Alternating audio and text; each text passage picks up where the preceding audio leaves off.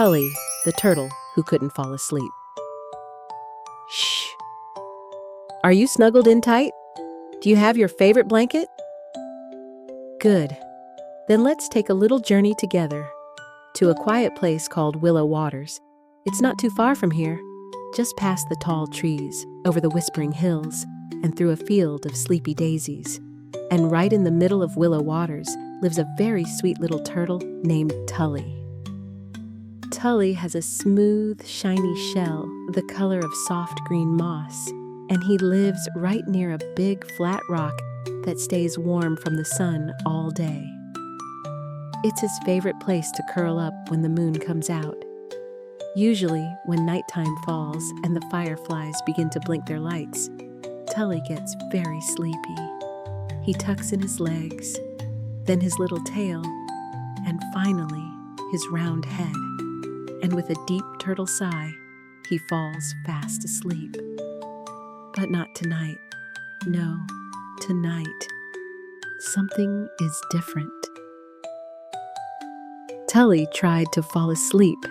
He really did. He fluffed his favorite leaf pillow. He turned over onto his other side. He even sang the sleepy song his mama used to hum. But his eyes stayed open, wide and round, and his little turtle thoughts kept bouncing like pebbles in the pond. What if I forgot something? What if I never fall asleep again? What if the stars are just blinking too loudly? Tully let out a slow, grumpy sigh. Maybe if I take a little walk, I'll feel sleepy. So very quietly, because all the other animals were already snoring, Tully stepped down from his rock and wandered into the moonlit grass.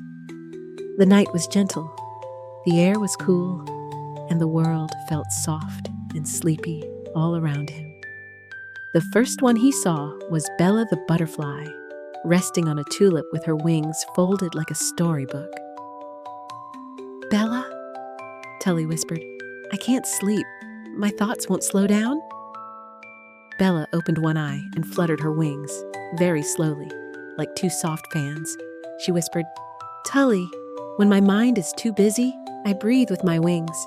Want to try? Tully nodded. In and out.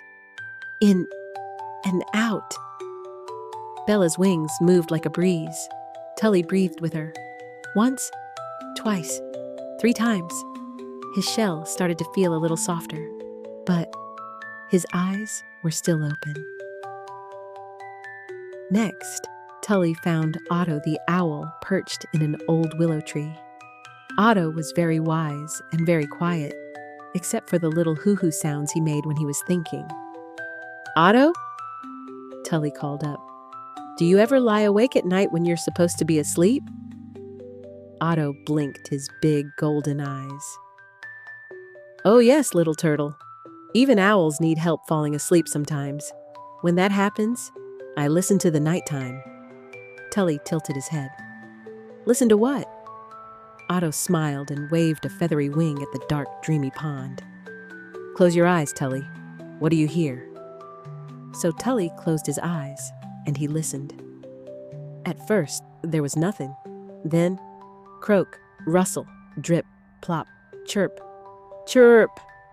The pond was full of sleepy sounds, frogs singing lullabies, leaves whispering secrets, water tapping softly against the shore.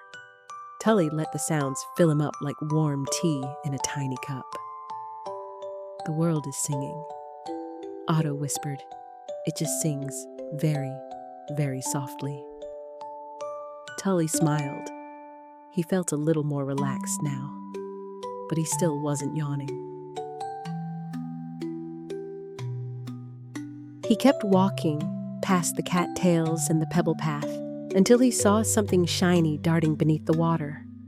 It was Mira the minnow, small and silver, dancing under the surface like a ribbon made of moonlight. Mira, Tully called. I've tried breathing slowly. I've listened to the night, but my thoughts are still noisy. Mira popped her head up and grinned. Oh, Tully, when I feel too wiggly to sleep, I sing my sleepy song. Would you like to hear it? Tully nodded. So Mira sang, ever so gently, hum, hum, hum, hum, hum. Close your eyes, tuck in tight, dream a dream of stars tonight. The melody floated around him like a blanket made of wishes. Tully's shell felt extra warm, and his eyelids just a little heavier. Thank you, Mira, he whispered. Good night. Tully turned back toward his flat rock. The moon followed him, peeking through the trees like a friendly face. When he got home, he took one last look at the quiet pond. Bella's wings were still. Otto's eyes were closed. Mira's tail made tiny ripples as she drifted off. Tully climbed onto his rock. He tucked in his legs, then his tail, and finally his little turtle head. He took a deep breath, in and out, in and out. He listened, croak, chirp, plop, hush. He hummed Mira's song, just once, in his heart, and then, at last, his eyes closed. The moon watched over him. The stars twinkled a lullaby, and the softest little snore came from a green shell on a quiet rock. Tully the turtle was asleep all the way until morning, the end.